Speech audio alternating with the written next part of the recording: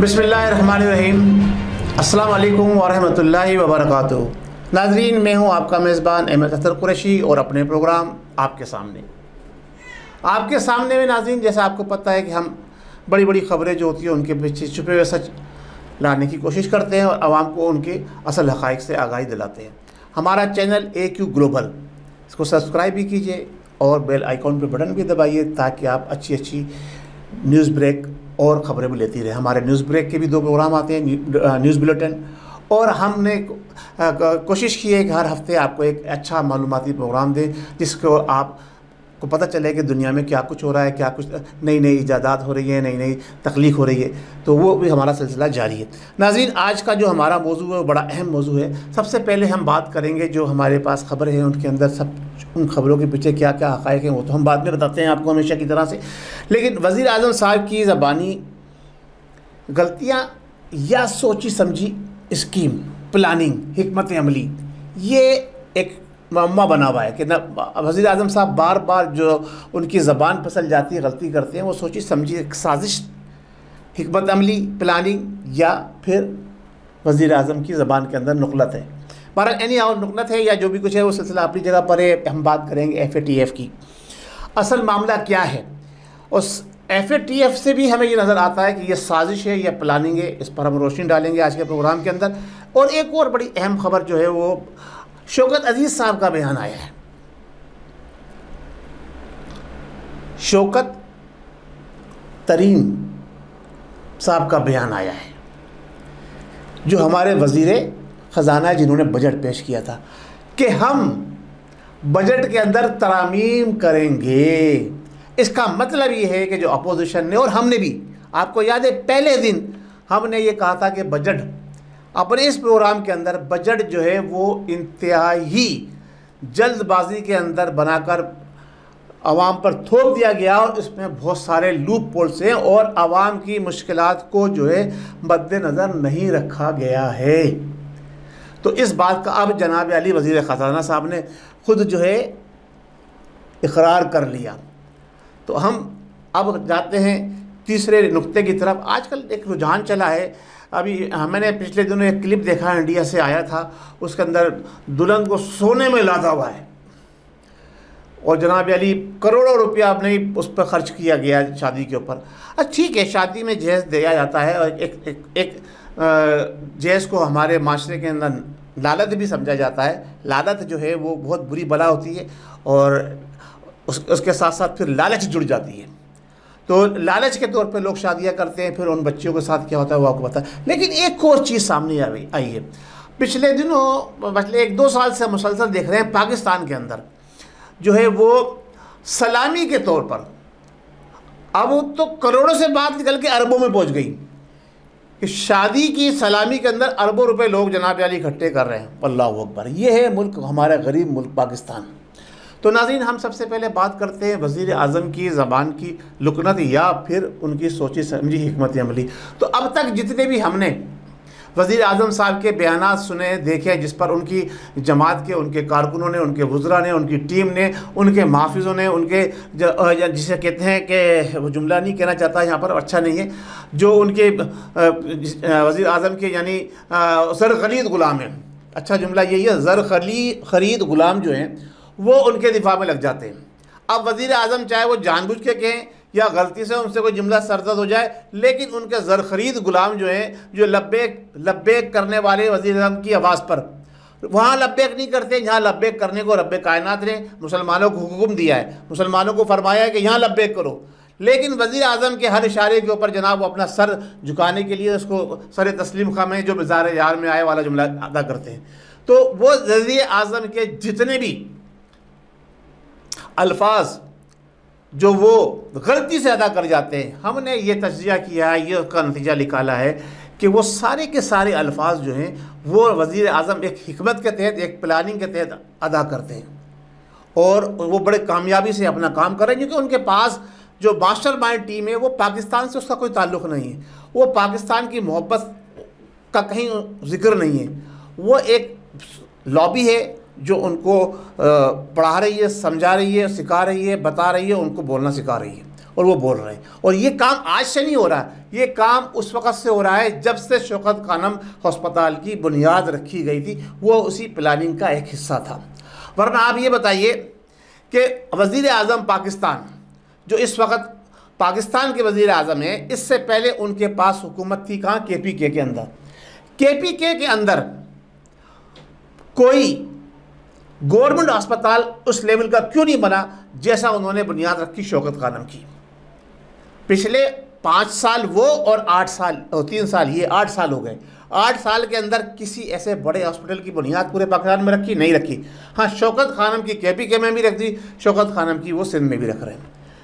तो ये सारी सूरत हाल ये है कि ये एक प्लानिंग के तहत उनको प्रमोट किया गया और अभी भी किया जा रहा है और उनको लेके आगे चला जा रहा है।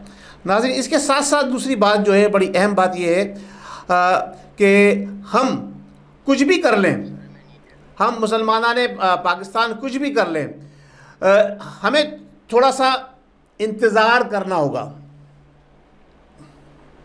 हम कुछ भी कर लें, हमें हर तरफ से, चारों तरफ से जनाब अली हमारे गिरद घेरा तंग किया गया है। मैंने बात की थी FATF की, तो नाज़रीन ये देखिए कि मैं जहाँ तक अदाद शुमार के हिसाब से अगर देखा जाए तो मैं ये समझता हूँ कि FATF जो है 1989 में बनाया गया। FATF और उस बुनियादी रुकन उसके अंदर जो थे FATF के, वो बड़े अहम रुकन थे। उसमें बरतानिया, अमेरिका, जापान, चाइना और एक आध कंट्री फ्रांस बड़ा अहम था, फ्रांस उसमें शामिल था। अब इन सब ने ये सब कुछ बनाया। ये बनाने के बाद जनाब वाली जब ये बन गया तो हमें ये नज़र आ रहा है उस वक़्त से लेके अब तक कि जब से FATF बना है, उस वक़्त से लेके अब तक ये अमेरिका और यूरोपीय ममालिक के तहफ़्फ़ुज़ के लिए बनाया गया है। और ये मगरबी ममालिक के लिए, जिसे उनके लिए, उनके तहफ़्फ़ुज़ के लिए ये तंजीम बनाई गई है, जिसे FATF कहा जाता है। अब ये FATF का किरदार क्या है? जी हाँ, बिल्कुल 1989 में इसकी तश्कील हुई और अमेरिका, बरतानिया, जापान, इटली, फ्रांस और चीन इसके बुनियादी मेंबर थे। और अब इनके मेंबरों की तादाद 38 हो गई है, 38 हो गई है। लेकिन देखने में ये जो आया है कि ये मगरबी ममालिक का एक साजिशी प्लान था, एक टोला था। उस टोले ने माशी तौर पर कमज़ोर और समाजी तौर पर बेरब्त रखने के ख्वाहिशमंद मुल्कों से उनको जनाब अली ख़िलाफ़ कार्रवाई करने के लिए ये सारा सिलसिला बनाया, गोरखधंधा बनाया। अब हम ये कहते हैं कि पाकिस्तान ग्रे लिस्ट में क्यों है? हमारा सवाल ये पैदा होता है। देखिए, मुख्तलिफ़ दानिश्वरों ने, मुख्तलिफ़ हमारे यूट्यूब ब्लॉगर ने, FATF ने जो इस वक्त कार्रवाई की है उसके ऊपर जो है उसके ऊपर जो है ना, जो कार्रवाई की उस पर अपने अपने तज्ज़िये पेश किए हैं। लेकिन उन तज्ज़ियों के अंदर जो चीज़ मैंने अक्स की है, जो चीज़ मैंने समझी है, जो बात मैंने समझी है, मैं ये इस नतीजे पे पहुंचा हूँ कि जनाब, अब आप ये देखिए, हमें ग्रे लिस्ट में मुसलसल क्यों रखा जा रहा है? इसलिए कि हमारी इकनॉमी को कमज़ोर किया जाए। अब वो कहते हैं जनाब अली, हमने मनी लॉन्ड्रिंग करने वालों के ख़िलाफ़, दहशतगर्दों के ख़िलाफ़ जो FATF के जो मीटिंग हुई उसके बाद जो उनका एलामिया है, पाकिस्तान ने बेहतरीन किरदार अदा किया और उसने उस पर काबू पाने की भरपूर कोशिश की है। 27 सवाल दिए गए हैं, 27 में से पाकिस्तान ने 26 सवालों के फरफर जवाब दे दिए। अब ये बताइए, कोई भी इदारा, इम्तिहानी इदारा, कोई भी जहाँ पर इंटरव्यू किया जाए या क्वेश्चन पेपर आता है, उस क्वेश्चन पेपर को हल करने वाला बंदा 27 सवालों में से 26 के जवाब फरफर दे दे, तो क्या उसको एक सवाल के जवाब ना देने पे फेल कर दिया जाता है? नहीं, ऐसा नहीं है। तो ये एक साजिश के तहत ये सारा प्लान है। अच्छा, इसके बाद ना सिर्फ फेल किया गया है, बल्कि ये भी कहा गया है साथ साथ कि अब जो एक सवाल रह गया है उसको आप पूरा करिए, और पूरा करके अगले साल जब आएंगे तो हम ये गारंटी नहीं दे रहे कि आपको ग्रे लिस्ट से निकाल के वाइट क्लीन पेपर दे दिया जाएगा। आपके पास हम अपनी टीम भेजेंगे वो जाके मॉनिटरिंग करेगी कि आपने सारे काम सही किए हैं, और अगर आपने सही किए हैं तो फिर हम उस पर अपना जो है ना वो इक़दाम उठाएंगे। यानी अभी भी कंडीशनल है। अच्छा, अब आइए मज़े की बात, जो मैं बात आपसे कहना चाह रहा हूँ, जो बात मैं आपको समझाना चाह रहा हूँ नाज़रीन, ये बात बड़ी अहम है, इसको समझने की ज़रूरत है। अब आप देखिए कि FATF ग्रे लिस्ट में पाकिस्तान क्यों है। पाकिस्तान जो है वो दहशतगर्दी रोकने में नाकाम है बकौल उनके, जबकि हमारा ISPR कहता है कि हम दहशतगर्दी पे कंट्रोल कर चुके हैं। सही है, पाकिस्तान उनको सजाएं देने में नाकाम, जबकि हमारी अदलिया कह रही है हमने दहशतगर्दों को के फर्क किरदार तक पहुँचा दिया, उनको सजाएं दे रहे हैं। इसके साथ साथ जो सबसे अहम बात ये है वो ये कि जनाब अली, हमने जो मनी लॉन्ड्रिंग हुई है, जो मनी लॉन्ड्रिंग रोकने के लिए जो हमने बेहतरीन इक़दाम किए हैं, ये कौन कहता है? FATF कहता है। लेकिन हम मनी लॉन्ड्रिंग करने वालों को सजाएं नहीं दे सके, जिसकी वजह से हमने आपको ग्रे लिस्ट पे रखा हुआ है। अच्छा, मज़े की बात देखिए, सुनिए ज़रा, बड़ा गौर तलब बात है। जितने भी ममालिक ग्रे लिस्ट के अंदर है, मनी लॉन्ड्रिंग वहाँ से होती है। वहाँ का पैसा कहाँ जाता है? वहाँ का पैसा उन ममालिक पे जा रहा है जो इस FATF को चला रहे हैं। बरतानिया हो गया, अमेरिका हो गया, फ्रांस हो गया, कनाडा, जो ना वहाँ जाता है, ख़ास तौर से बरतानिया, अमेरिका और फ्रांस। अब अगर आम मिसाल देके समझाया जाए तो ये कहा जाता है कि जिसके घर में चोरी हुई है वो जाके पुलिस में मुकदमा दर्ज करता है कि जी मेरे घर में चोरी हुई है। तो फिर पुलिस क्या करती है, या जो इदारे उसको तहकीक करने वाले एजेंसियां हैं वो क्या करती हैं, तहकीक करती हैं कि भाई चोर कौन है, कहाँ है, उसको पकड़े और उसने जो माल चुराया उसको बरामद किया जाए।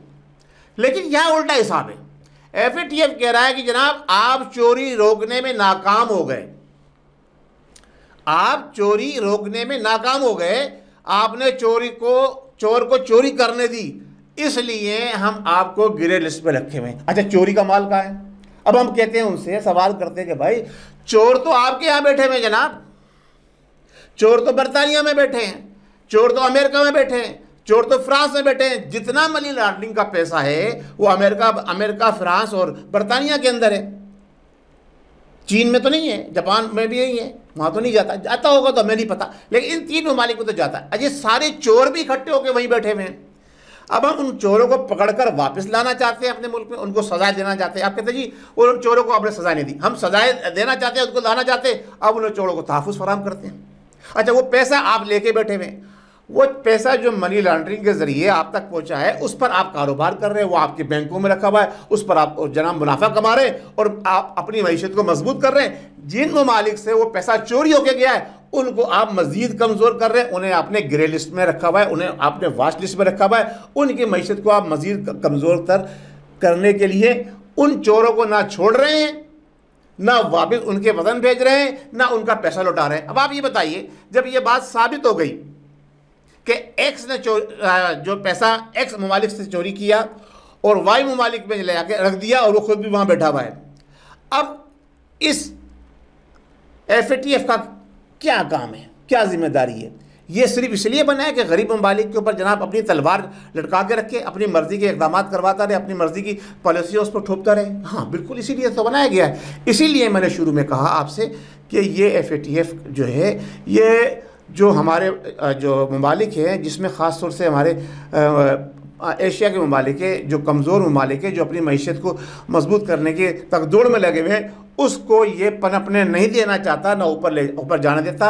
इसलिए मनी लॉन्ड्रिंग भी ये करवाते हैं, एक्सेस देते हैं लोगों को, उनको प्रमोट करते हैं, उनको तहफ़्फ़ुज़ फराहम करते हैं कि लाओ पैसा लेकर आओ, हमारे मुल्क में रखो, देखो हमसे कौन वापस लेके जाएगा।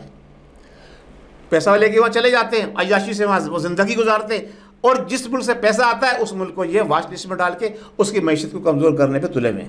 नाज़रीन, ये दोगला किरदार मुसलमानों के ख़िलाफ़ ख़ास तौर से रहा है और दूसरे ममालिक के ख़िलाफ़ भी ये सिलसिला चलता रहा है। अब हमारी हुकूमत को चाहिए, हमारे मुल्कों को चाहिए कि हमें अपना इदारा बनाना चाहिए जो, और हमें इन IMF से और ऐसे वर्ल्ड हेल्थ ऑर्गेनाइजेशन से, WHO से, इन लोगों से जो एक किनारा कशी करके कोई मुस्लिम उम्मा के लिए एक ऐसा प्लेटफॉर्म बनाना चाहिए जिसमें हम अपने तौर पर बिला सूदी कर्जे भी दें और मुल्क की मईशत को मजबूत करने के लिए बेहतरीन प्लान भी दें, और उन ममालिक को जो कि तरक्की पजीर ममालिक हैं उनको एक ब्लॉक बना के एक प्लेटफॉर्म पे खड़ा करें ताकि वो अपने पैरों पर खड़े होके और ख़ुद ऐसे काम करें कि जिससे उनकी मईशत भी मजबूत हो, और आपस में इंटरनल ट्रेड करें।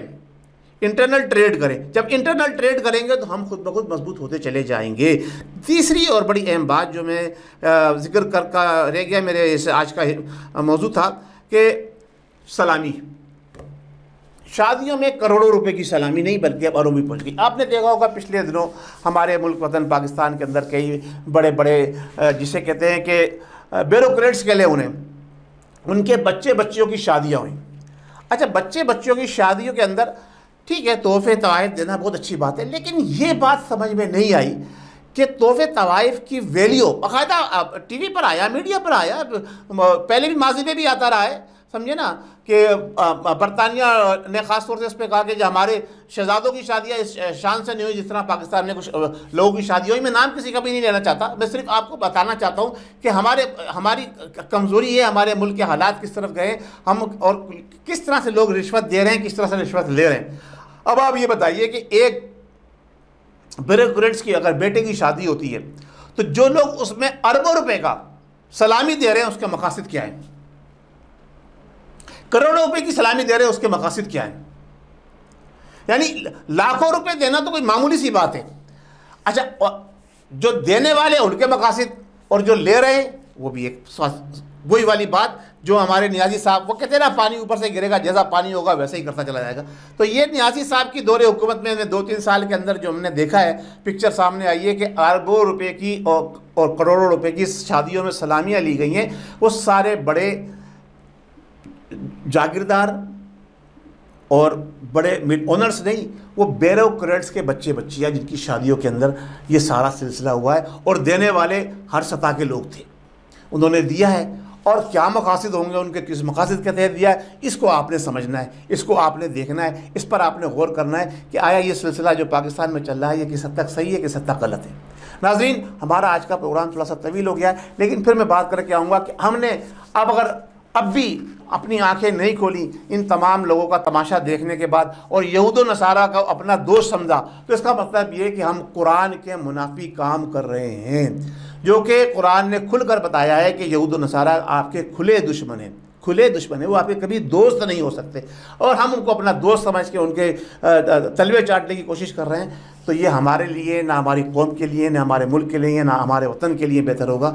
लिहाजा हमें अब चाहिए कि हम ऐसा कोई रास्ता अख्तियार करें। नियाज़ी साहब के पास इस वक्त पावर है, हर चीज़ उनकी कंट्रोल के अंदर है, अदलिया भी उनके कंट्रोल के अंदर है, ख़ास तौर से जोर दे रहा हूँ, अदलिया भी उनके कंट्रोल के अंदर है, हमारे मुसल्लह इदारे भी उनके कंट्रोल के अंदर है, और उनके पास बैरूनी दुनिया से भी उनको बहुत बड़ी सपोर्ट हासिल है। अगर उन्होंने इस्लाम के लिए कोई काम करना है तो ये वक्त इससे बेहतर वक्त उनके पास नहीं आएगा। आइंदा बारी का इंतज़ार ना करें, ऐसा ना हो कि कहीं वक्त हाथ से गुजर जाए फिर आप जो है हाथ मलते रह जाएं। बहुत शुक्रिया। अस्सलाम वालेकुम व रहमतुल्लाहि व बरकातहू। पाकिस्तान जिंदाबाद, हमारे मुसल्लह अदारों के जवान जिंदाबाद।